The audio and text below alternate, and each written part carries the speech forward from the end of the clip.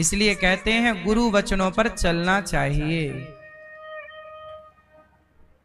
भगवान के नाम, भगवान की भक्ति सबसे उत्तम है, उससे अच्छा कुछ नहीं। तो इसलिए तुलसी विवाह आज होता है। बोलिए देव उठनी एकादशी महारानी की। एकादशी के दिन अन्न नहीं खाना चाहिए। आज के दिन किया गया कोई भी पुण्य अत्यधिक फलदायी है। इसलिए गौरी गोपाल आश्रम में जो हमारी वृद्ध माएँ बेसहारा माएँ रहती हैं, अखंड संतों की सेवा भोजन की होती है। आप भी अपने आप को जोड़िए। आज हमारी मैया जी की ओर से, भैया जी की ओर से गौदान भी था। है ना? आप गौदान किन की ओर से था? आपकी ओर से श्रीमती सुनीता जी हैं। फिर आपका नाम श्वेता, खुशबू। तो आप सबकी ओर से आज यहाँ पर गौदान भी इन्होंने किया सपरिवार, और इन्होंने यहाँ पर अन्न क्षेत्र भी किया। तो कथा भी सुन रहे हैं, गौदान भी किया और अन्न क्षेत्र भी। आप भी इस एकादशी के पावन पर्व में अन्नदान कर सकते हैं, किसी को भोजन करा सकते हैं। आज यहाँ एकादशी में सबको व्रत वाला मिल रहा है, संतों को भी व्रत वाला ही बांटा गया। तो आज एकादशी में अन्नदान का संकल्प ले सकते हैं। तो भगवान सच्चिदानंद रूपाय, कैसे हैं भगवान? सच्चिदानंद। भगवान सदा आनंद घन है, सच्चिदानंद है, सतचित आनंद। ईश्वर सच्चित आनंद। क्या करते हैं भगवान? विश्वोत्पत्ति आदि हेतवे, विश्व की उत्पत्ति, पालन, संहार, सारे दुखों का नाश करते हैं भगवान। तापत्रय विनाशाय श्री कृष्णाय वयम नुमः। सारे दुख, हमारे जीवन के दुख कौन दूर करता है? कौन दुख दूर करता है? बोलो मेरी माँ। हमें दुख कौन देता है और सुख कौन देता है? हमारे बुरे कर्म हमें दुख देते हैं, और सुख कौन देता है? हमारे अच्छे कर्म। इसलिए भगवान कहते हैं कि यदि तुम मेरी शरण में आओगे तो तुम्हारे भाग्य में यदि दुख है भी तो वो मैं समाप्त कर दूंगा। अच्छा देखो ना, भगवान की शरण में जो चला जाता है वो कितना भी बड़ा दुखिया क्यों ना हो, सुखी हो जाता है। भाग्य बदलने की ताकत रखते हैं भगवान। मेरे भाग्य में कुछ था नहीं, था मेरे भाग्य में तो भूख से मरना लिखा था, लेकिन जब भगवान ने कृपा की तो भाग्य को बदल करके परमात्मा ने देखो आपकी सेवा में बिठा दिया। इसलिए भाग्य को भावी मैट सकहि त्रिपुरारी, पर हर इच्छा भावी बलवाना। भगवान जब कृपा करते हैं ना तो गलत भाग्य भी सही दिशा में चलने लगता है। इसलिए भाग्य बड़ा है, कम नहीं है। कहते ना भाग्य में जो है वो भोगना पड़ता है या जाना पड़ता है, लेकिन भाग्य के ऊपर ना भगवान की कृपा है, करेक्शन कर देते हैं भगवान, गलत चीज मिटा देते हैं। जैसे बच्चे पेंसिल से लिखते हैं और कुछ गलत हो जाए तो मिटा देते हैं, हाँ या ना? ऐसे ही जो आपके भाग्य में गलत है, यदि शरणागति है पक्की वाली तो तुम्हारे गलत भाग्य को मिटा देंगे परमात्मा अपने।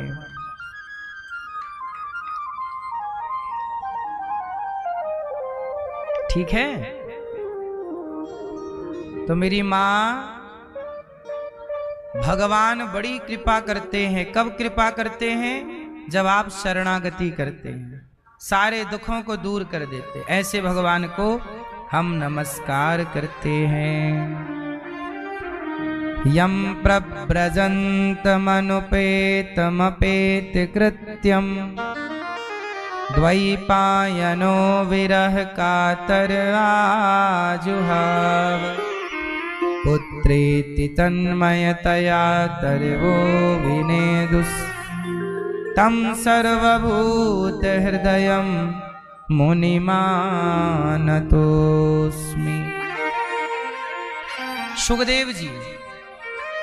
सुखदेव भगवान प्रकट होते हैं और जन्म लेते ही चल पड़ते हैं तपस्या करने। भागवत जी बाद में परीक्षित जी को सुखदेव भगवान ही सुनाते हैं। 88,000 ऋषि सूत जी का जब आगमन हुआ, 88,000 ऋषियों ने भगवान को प्रणाम, सूत जी को प्रणाम किया। कहा भक्ति ज्ञान विरागाप्तो विवेको वर्धते महान। सूत जी से शौनक आदि ऋषियों ने ऐसा कहा कि हमें कथा सुनाइए। अच्छा, भगवान की कथा एक बार सुननी चाहिए कि 2 बार कि 3 बार कि बार बार? कितनी बार सुने? क्यों सुने? क्यों सुने बार बार? एक बार सुन तो लिया है, एक बार सुन तो ली, फिर बार बार क्यों? जैसे हमने एक बार खा तो लिया, फिर भी तो खाते हैं। अरे खा तो लिए थे पिछले महीने, अब आज फिर खा रहे हो। जब बार बार खाते हो तो शरीर को बल मिलता है। ऐसे ही जब बार बार सत्संग करते हो तो भक्ति को बल मिलता है। भक्ति आपके जीवन को परिवर्तित करती है, भक्ति बढ़ती है। जैसे भोजन करने से शरीर का बल बढ़ता है, ऐसे सत्संग करने से, भजन करने से भक्ति का बल बढ़ता है। भक्ति आपकी मजबूत होती है और उसी से सब कुछ होना है। ठीक है, इसलिए सदा सेव्या श्रीमद् भागवती कथा यस्याः श्रवण मात्रेण हरिश्चित्तम समाश्रये। भगवान चित्त में समा जाएंगे, हरि समा जाएंगे। जब भगवान की कथा बार बार सुनोगे तो हृदय में कौन समाएगा? इसलिए कथा 1 बार 2 बार नहीं, बार बार सुननी चाहिए। जितनी बार कथा सुनोगे उतने आप भगवान के और करीब हो जाएंगे। 1 कदम और करीब, 1 कदम और करीब, बिल्कुल निकट हो जाएंगे। कथा ही आपको भगवान के करीब ले जाती है। अब जैसे शराब है, ये शराब भगवान से के पास ले जाती है कि दूर? इसलिए शराबी व्यक्ति भगवान से बहुत दूर हो जाता है। शराब पी के पड़ा है ना उसके मुंह से भगवान का नाम निकलता, ना कोई भगवान के भक्तों के प्रति श्रद्धा, दूर है। भगवान से दूर कौन है? शराब पीने वाला भगवान से बहुत दूर है, जुआ खेलने वाला बहुत दूर है, मांस खाने वाला भगवान से बहुत दूर है, और भगवान की कथाएं सुनने वाला भगवान के बहुत पास है, बहुत पास। कथाएं पास ले जाती हैं और संसार का व्यसन भगवान से, बोलो मेरी मां, दूर कर देता है। इसलिए सदा सेव्या सदा सेवन करो कथा का, सदा। जैसे पानी रोज चाहिए। आज आप लोगों ने कुछ खाया पिया कि नहीं? क्या मैया खाया? एकादशी नहीं हो कि कल रह ली? आज हो? कुछ खाई? सही हैं? उपास वाला खाए, पेट भर के खाए हैं, हाफ प्लेट लिए ना। एकादशी में आदमी और ज्यादा खाता है।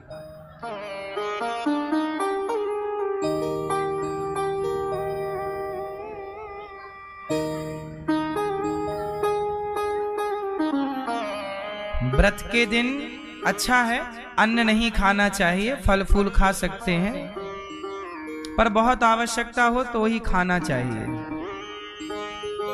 अत्यधिक वृद्धावस्था है, रहा नहीं जा रहा है, ठीक है, कोशिश करिए कि हम आज भगवान का ज्यादा से ज्यादा स्मरण करेंगे, कथाएं सुनेंगे। अच्छा, भूखा रहना ये कौन सी भक्ति है, ये भी कोई सवाल कर सकता है। क्यों भूखा रहें, भूखे क्यों रहें? भूखे भजन न होए गोपाला, ले लो अपनी कंठी माला, ऐसा भी लोग कहते हैं। अच्छा, जब भूख लगती है तो फिर कुछ दिखता नहीं है, क्यों? बड़ी गुस्सा आती है, बड़ा क्रोध आता है। सोचिए, भूखा रहना भी जरूरी है। क्यों? भूखे रह करके आपको गुस्सा बहुत आ रहा है, इसलिए आपको इन सब चीजों पे कंट्रोल जीतना है।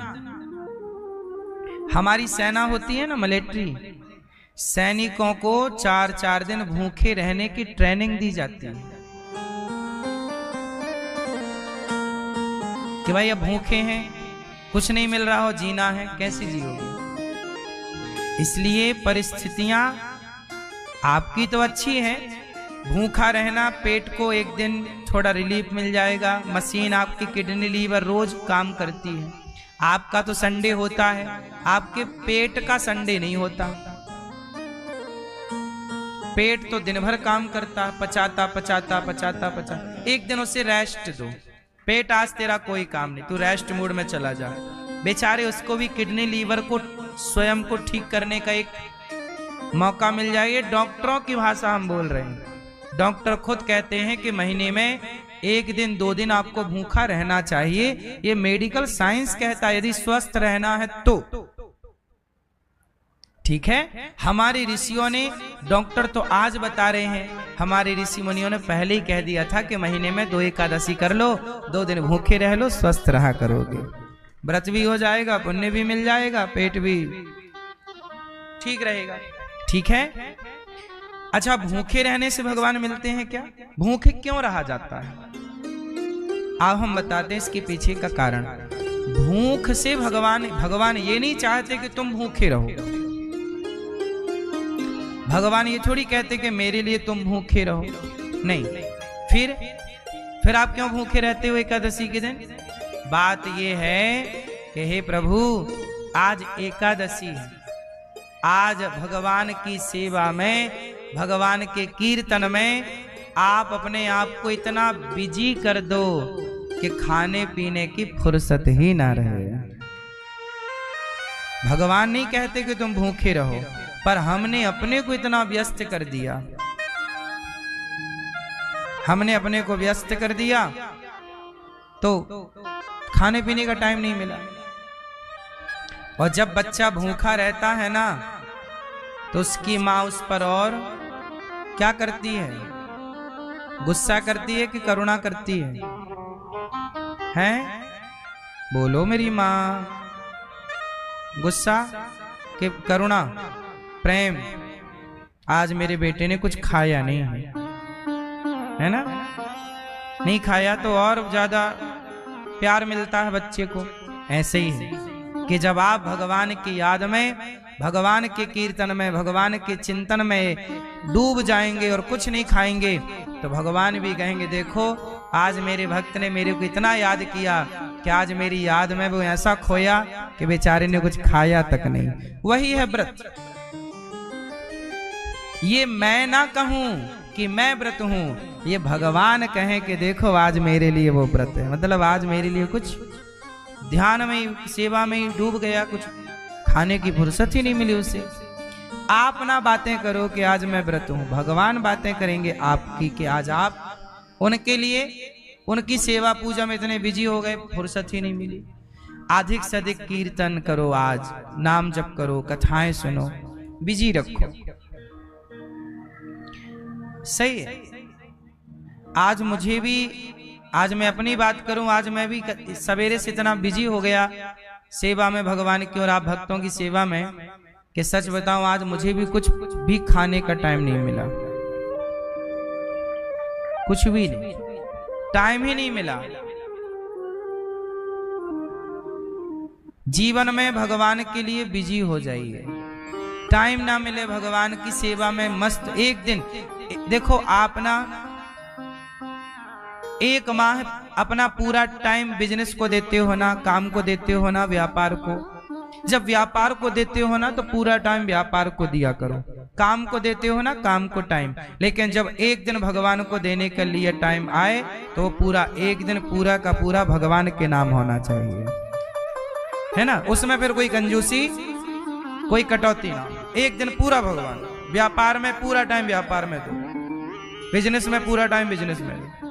पर एक दिन सत्संग है, एक दिन व्रत है तो उस दिन पूरा। इसलिए रोज व्रत करने की जरूरत नहीं है। आप एकादशी कर लेंगे, सारे व्रतों का उत्तम श्रेष्ठ व्रत एकादशी ही। बाकी ठीक है, आप जो करते होंगे मर्जी आपकी। लेकिन कथा बार बार सूत जी ने कहा कथा सुनाई, सुनो। हम आपको कथा सुनाते हैं। कौन सी कथा सुनाए? भक्ति ज्ञान विराग तो विवेको वर्धते महान। ऐसी कथा सुनाइए कि भक्ति बढ़ जाए, ज्ञान बढ़ जाए, वैराग्य बढ़ जाए। कथा कैसी होनी चाहिए? कथा से क्या बढ़ती है? क्यों मैया? भक्ति। क्या बढ़ती है मेरी माँ? भक्ति बढ़ती है कि ज्ञान बढ़ता है कि वैराग्य बढ़ता है? मैया जा रही हो झोला लेके, जाओ, एक झोला कथा सुन ली मैया ने। जाओ मेरी माँ, टाटा, जल्दी आना मेरी माँ। देखो अच्छे से सुनोगे तो एक झोला हो ही जाएगी कथा, मन लगा के। तो भगवान की कथा हमें भक्ति ज्ञान वैराग्य तीनों को देने वाली है। इसलिए भक्ति मिले, ज्ञान मिले और अच्छा, भक्ति किसे कहते हैं? ज्ञान किसे कहते हैं? वैराग्य किसे कहते हैं? आप बताओ भक्ति किसे कहते हैं? ठीक है, ज्ञान किसे कहते हैं? चश्मा वाली मैया, ज्ञान किसे कहते हैं? जो पता नहीं है वो पता हो जाए, जो दे ज्ञान वो ज्ञान। ये ज्ञान है। ये तो नॉलेज, जानकारियां एक दूसरे को आदान प्रदान चल रहा है। ज्ञान क्या है? क्यों भैया बताओ, ज्ञान क्या है? क्या जान लें। अच्छा सुनो, मैं बिल्कुल सरल करके बताता हूं। क्या जान लेने को आप ज्ञान कहोगे?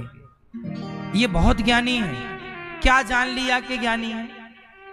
बताओ वो क्या है जो जान लेने वाला ज्ञानी हो जाता है? अच्छा आप बताओ वो कौन सा ज्ञान है जो जान लेने के बाद ज्ञानी हो जाता है? भगवान को जान लो। ब्रह्मा ना जान पाए मोहि अंति अत सूरया। कैसे जान पाओगे? आप बताओ वो क्या है जो जान लेने के बाद ज्ञानी हो जाता है? आवाज बहुत तेज आ रही है आपकी, थोड़ा स्लो बोलो। ये मैया चश्मा वाली बताओ मेरी माँ, बोलो वो कौन सा ज्ञान है जो आ जाए तो ज्ञानी मान लिया जाए? वो कौन सा ज्ञान है? इस धरती का अंतिम ज्ञान क्या है ये बता दो। चलो है अच्छा बुरी का पता बताएगा कोई, हमारी हेल्प करेगा? बोलो। भक्ति। हम ज्ञान की बात कर रहे हैं, भक्ति की बात कर रहे हैं।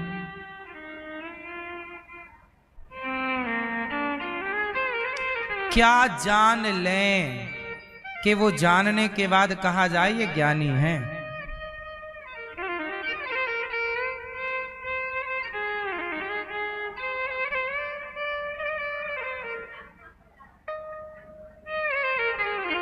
अपने को जान लेने, देखो ऐसा मैया आप कहे तो ठीक रही हो, लोग कहते तो हैं अपने को जान लो, अपनी आत्मा को जान लो, पर जाना कौन?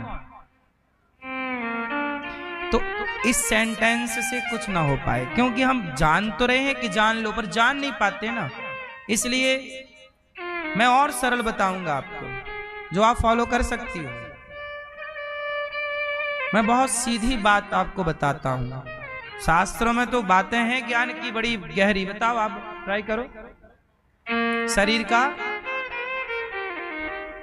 शरीर का कर्म, अच्छा कर्म, ये जान लेना। सुनो सुनो सुनो, मैं अब आप लोग दिमाग न लगाओ, सुनो। मैया ज्ञान ढूंढने जा रही हो मेरी माँ, मैं ढूंढ के आती हूँ महाराज। अभी जाओ, जल्दी मिले तो मेरे को लेके आना है, दिखाना कैसा है वो ज्ञान। सुनो, वो कौन सा ज्ञान है जिस ज्ञान को पा लेने के बाद फिर और किसी ज्ञान की जरूरत नहीं है?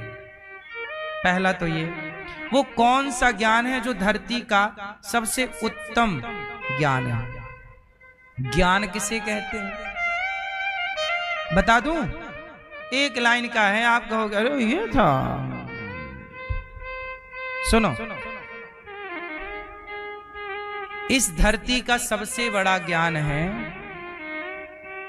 ये जान लेना कि संसार में भगवान के सिवा मेरा कोई नहीं। भगवान के सिवा मेरा, ये जान लेना ही ज्ञान है। यदि आप ये जान गए और आपने इसे फॉलो नहीं किया, माना नहीं, तो भी आप ज्ञानी नहीं कहलाएंगे। आप पक्के ज्ञानी तब बनेंगे जब आप ये जान लें। मीराबाई ने क्या बोला? मेरे तो गिरधर गोपाल, दूसरो ना, मेरे भगवान हैं, दूसरा कोई नहीं। ये जान लेना ही मीरा ये जान गई। बड़े बड़े संत, बड़े बड़े भक्त ये जान गए कि प्रभु के सिवा मेरा कोई नहीं, वही परम ज्ञानी है। वरना इस संसार में तो भाषाएं बहुत हैं। जो हिंदी जान रहा है वो इंग्लिश नहीं जान पा रहा, जो इंग्लिश जान रहा है वो तमिल नहीं जान पा रहा, जो तमिल जान रहा है वो जर्मनी नहीं जान पा रहा, जो जर्मनी जानता है वो चाइनीज नहीं जान पा रहा। भाषाएं अलग हैं, सब भाषाओं की अपनी अपनी व्याकरण है, सबका ज्ञाता कोई नहीं हो सकता। क्यों मेरी माँ? लेकिन इतना सा जान जाओ कि भगवान के सिवा हमारा, इतना जान लोगे तो आप ज्ञानी हो, और आप ही सच्चे ज्ञानी हो। क्यों मेरी माँ? सही है ना? आत्मा को जानो, अपने को जानो। मैं इस लफड़े में नहीं पड़ता, ठीक है? मैं ये जानता हूं कि आत्मा और शरीर भी अपना, ये भी अपना नहीं। आत्मा भी कोई हमारे घर पे थोड़ी बनती है। आत्मा भी तो अपनी नहीं है, आपकी है। फिर जो अपनी है ही नहीं उसे क्या जाने? शरीर अपना है ही नहीं उसे क्या जाने? हाँ, भगवान अपने हैं। मेरे तो गिरधर गोपाल, भगवान को जान लेना। जान लेना मीन्स मेरे हैं, भगवान को जान ले। नहीं नहीं नहीं, भगवान को मैं कभी नहीं जान सकता। कैसे हैं भगवान? भगवान तो विराट है ना, उन्हें कौन जान सका? कौन जान पाया बताओ? इतना बड़ा ज्ञानी रावण राम को जान पाया क्या? बड़े बड़े ऋषि मुनि भगवान को जान पाए क्या? सर्वे भवन्तु सुखिनः। हम ये नहीं कहते कि केवल हम सुखी रहे, नहीं, सर्वे भवन्तु सुखी, सब सुखी रहो। सर्वे सन्तु निरामया, सब। हम लोग कहते हैं विश्व का कल्याण हो। हम ये नहीं कहते कि भारत का कल्याण हो, नहीं, पूरा विश्व हमारा है। और विश्व में हर व्यक्ति, चाहे वो हिंदू हो, मुसलमान हो, सिख हो, ईसाई हो, यहूदी हो, हम कहते हैं तुम जो भी हो रहो, पर तुम सुख से रहो। हम तुम्हारा भी कल्याण चाहते हैं, तुम्हारे बच्चों की भी आयु हम लंबी चाहते हैं, तुम्हारे यहाँ भी सुख शांति और समृद्धि चाहते हैं। हम ही हैं जो सबके लिए जीते। हमारे यहाँ जब तुम्हारी दादी जागती है, सबसे पहले नहा के जब भोजन बनाती है तो थोड़ा सा भोजन बनाने के पहले आटा चींटी को डालती है, दाना ले जाके चिड़िया को डालती है, पहली रोटी बन जाए तो गैया को खिलाती है, आखिरी रोटी निकाल कर कुत्ते को खिलाती है, द्वार पर कोई अतिथि तो नहीं बैठा, बुलाकर सम्मान से भोजन कराती है। जो सबकी चिंता करता है उसी को सनातनी कहते हैं, जो सबके बारे में सोचता है उसी को सनातनी कहते हैं। हिंदू का अर्थ क्या है? हिंदू का अर्थ क्या है? बोलो हिंदू, बोलो हिंदू, क्या मतलब हुआ? नहीं सुनो, हिंदू का अर्थ है जो हिंसा से दूर रहे। हिंदू, हिंदू मतलब हिंसा, दू मतलब दूरी, जो हिंसा से दूर रहे वो नाम हिंदू है। हम हिंसा से दूर हैं, इसलिए हम क्या कहते हैं? अहिंसा ही परमो धर्म। परहित सरिस धर्म नहीं भाई, परोपकाराय सताम विभूतया। इसका मतलब ये नहीं है हिंसा नहीं करनी चाहिए मेरी माँ, पर तलवार जरूर रखना चाहिए। हिंसा नहीं करना चाहिए पर तलवार जरूर रखना चाहिए। अब आप कहो कि जब हिंसा नहीं करना चाहिए तो तलवार की क्या जरूरत है? एक बात बताओ, दुर्योधन को गीता सुनवा, भगवान कृष्ण ने गीता सुनवाई ना? बोलो हाँ, जोर से, जोर से। पहले सुनाओ गीता। मैया एक हाथ में रखो गीता। क्या रखो? एक हाथ में रखो गीता। और गीता सुनाए भैया, गीता सुनेगा? सुन, गीता सुनाओ। यदि सामने वाला गीता से माने तो गीता सुनवाओ, और गीता से नहीं माने तो दूसरे हाथ में तलवार होनी चाहिए। अब बता, तलवार से मानेगा? क्योंकि यदि तलवार नहीं होगी तो वो तुम्हारी गीता जला देगा, तुम्हें मार देगा। इसलिए हनुमान जी के हाथ में गदा है। हनुमान जी तो अच्छा, राम वनवास गए तो सोना चांदी लेकर नहीं गए, लेकिन धनुष बाण लेकर गए। उत्तर दे सकते हो आप क्यों? ए मैया, राम तो भगवान हैं, तो धनुष बाण लेके काहे गए? बोलो मेरी मां, क्या जरूरत थी धनुष बाण लेके जाने की?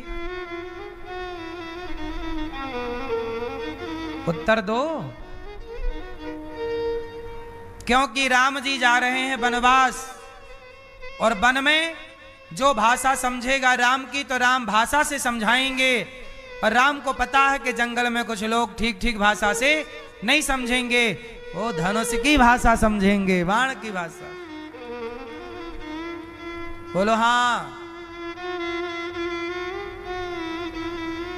पाकिस्तान गीता की भाषा समझता है? हाँ, वो बातों से नहीं मानता, वो लातों से ही मानता है। इसलिए जो जिस भाषा में माने उस भाषा में बात होनी चाहिए। ये सारी बातें आपके काम की इसलिए हैं क्योंकि गीता और गांडीव दोनों की जरूरत है, नहीं है कि नहीं? हिंदुओं, गीता पढ़ो, राम राम जपो, पर कायर ना बन जाना। राम राम जपना गलत नहीं है, पर राम राम जपते रहो और तुम्हारे सामने बहन बेटियों का बलात्कार होता रहे तो ये राम राम। भगवान कृष्ण खुद कह रहे हैं, अर्जुन गांडीव उठा। नहीं तो कृष्ण जी बोल देते कि चल अर्जुन एक काम कर, तू कृष्ण कृष्ण जप, राम राम, चल जंगल चल, क्या करना, युद्ध करने से क्या होगा, चल राम राम जपते हैं, राम राम राम राम कृष्ण कृष्ण कृष्ण। अर्जुन को भी जपाते ना भगवान, फिर क्यों कह रहे हैं कि तू गांडीव उठा? जब भगवान कह रहे हैं कि गांडीव उठा और धर्म की रक्षा के लिए गांडीव उठाना भी पड़ता है, क्योंकि ये दुर्योधन, ये गीता की भाषा समझने वाला, ये गांडीव से समझेगा। इसलिए आपको समझना पड़ेगा। कायर ना हो जाना मेरी मां, भक्त। इसलिए हमारे ऋषि मुनि भी अस्त्र शस्त्र रखते हैं। भगवान ने ध्रुव जी पर पावन कृपा की। ध्रुव जी को भगवान ने इसलिए दर्शन दिया क्योंकि ध्रुव जी ने भीतर भगवान को जान लिया तो बाहर सामने पहचान लिया, चरणों में गिर पड़े। योन्तः भगवान की स्तुति कर रहे हैं। कुछ आता नहीं था, भगवान ने शंख कर स्पर्श कराया, ध्रुव जी को ज्ञान हुआ। योन्तः प्रविश्य मम वाचमिमां प्रसुप्तां संजीवयत्यखिल शक्तिधरः स्वधाम्ना अन्यास्तहस्तचरणश्रवणत्वगादीन् प्राणान् नमो भगवते पुरुषाय तुभ्यम्। ध्रुव जी को भगवान ने दर्शन दिया। ध्रुव जी घर गए और ध्रुव जी ने प्रेम से, जिस माँ ने अपमान किया वही माँ आरती लेके खड़ी है। भगवान को पा लेने के बाद जो आपको कहते ना, जब राम की कृपा होती है तो सब कृपा करते हैं, और जब राम की कृपा नहीं तब जा पर कृपा राम की होए, जा पर कृपा राम की होई, ता पर कृपा करें सब। कृपा राम की होगी तो सब कृपा करेंगे। इसलिए ध्रुव जी पर सबकी कृपा हुई। ध्रुव जी के विवाह हुआ, राजा बने, पत्नी के संग रहे, बच्चे हुए। आखिरी में ध्रुव जी यक्षों को मारते हैं। मनु जी ने समझाया, कुबेर जी ने भक्ति का वरदान दिया। मृत्यु के सिर पर पांव रख के अपनी मां के संग ध्रुव लोक चले गए। बोलिए ध्रुव जी महाराज की। कल्पवत्सर इनके बच्चे हैं। इन्हीं के वंश में आगे भगवान पृथु हुए, जिन्होंने 10,000 कान मांगे। प्राचीन बरही को नारद जी ने पुरंजनोपाख्यान की चर्चा सुनाई। अब मनु जी के दूसरे बेटा हैं उत्तानपाद, प्रियव्रत। प्रियव्रतो भागवत आत्मा रामः कथम मुने। ये भागवत जी का बड़ा गहरा और ज्ञान से भरा प्रसंग है, बहुत ध्यान से सुनिएगा। प्रियव्रत जी का विवाह विश्वकर्मा की पुत्री वरहिष्मति से हुआ। इनके पुत्र हुए आग्नेत्र और नाभि, फिर अंग, भगवान ऋषभदेव जी। इन्हीं के वंश में भगवान ऋषभदेव जी आए, जहां से जैन परंपरा स्टार्ट हुई। जैन परंपरा कहां से स्टार्ट हुई? भगवान ऋषभदेव जी से। ऋषभदेव जी के 100 बेटे हैं। सबसे बड़े का नाम है भरत। परिवार छोड़ करके भरत जी, ऋषभदेव जी ने उपदेश किया कि नायम देहो देह भाजाम नलोके कष्टान कामान नरहते विडभुजाम ये तपो दिव्यम पुत्र कायेन सत्वम शुद्ध्यै जस्मात् ब्रह्म सौख्यम तुनंतम। भरत जी गंडकी नदी सब छोड़ छाड़ के गंडकी नदी के तट पर गए और वहां एक मृग में आसक्ति हो जाने से मरते समय मृग का चिंतन करते करते जब मरे तो इन्हें मृग बनना पड़ा। जो व्यक्ति जिसका चिंतन करता है उसकी वही गति होती है। ये बात सही है कि गलत है? इसलिए कहते हैं कि मरते समय चिंतन भगवान का हो। इतना तो करना स्वामी जब प्राण तन से निकले। मरते समय किसका स्मरण हो? किसका हो? हाँ, इतना तो करना स्वामी जब प्राण तन से निकले, गोविंद नाम लेकर मेरे प्राण तन से निकले।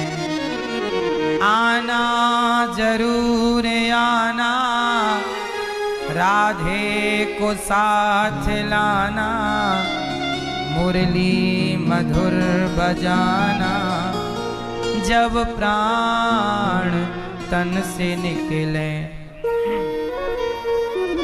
इतना तो करना स्वामी जब प्राण तन से। पीतांबरी कसी हो, होंठों पे कुछ हंसी हो, छवि मन में ये बसी हो, जब प्राण तन से। जब मृत्यु आवे तो भगवान का स्मरण। और ये तब संभव है जब अभी से रटना लगाओगे। काम करते रहो पर चिंतन चलता रहे। श्रीमन नारायण श्री। अंदर चलता रहे। स्मरण श्रीमन नारायण अंते नारायण स्मृति, अंत नारायण का स्मरण होना ही जीवन की सार्थकता है। इसलिए मैया काम करो, बर्तन चौका, खूब बर्तन चौका, गृहस्थी, गाड़ी घोड़ा चलाओ, नौकरी व्यापार बिजनेस करो, पर हर क्षण श्रीमन नारायण अंदर चले। श्रीमन नारायण श्रीमन चलता रहे। जैसे आपका दिल, आप काम करती हो तो भी धड़कता है ना, और भोजन बनाती हो, और वही आप लोग व्यापार करते हो तो दिल धड़कता कि नहीं? जैसे दिल अपना हर समय धड़कता रहता है, ऐसे हर क्षण आप श्रीमन नारायण जपते रहिए, भीतर भीतर श्रीमन नारायण। क्यों दादाजी सही है? जपना चाहिए नाम भीतर के नहीं? बोलो हाँ कि ना? मैया बोलना चाहिए नाम ना। भरत जी ने मृग में मन लगा लिया और मृग पाल लिया, पानी में बहता जा रहा था, पाल लिया, ले आए। अब मृग का चिंतन कर रहे, मेरा मृग मृग, वो प्राण निकल गए। और जब मृग का चिंतन करते मरे तो उन्हें मृग बनना पड़ा। आपको भी कुत्ता बिल्ली बनना पड़ सकता है। बोलो हाँ कि ना? इसलिए मेरी मां चिंतन भगवान का, ना कुत्ते में मन जाए, ना बिल्ली में मन जाए, ना गधे में मन जाए, केवल श्रीमन नारायण श्रीमन नारायण। हर क्षण भगवान, हर क्षण चिंतन। सही है? और कहीं आपने अपने टॉमी का स्मरण, मेरा टॉमी क्या होगा, टॉमी टॉमी करके मरी तो आपको फिर टॉमी खुद को ही बनना पड़ेगा।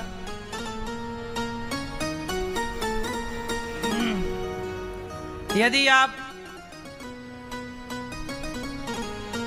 जैसे आपके घर में भैंस है और आप यदि मरे और भैंस का चिंतन, मेरी भैंस तो फिर आपको क्या बनना पड़ेगा?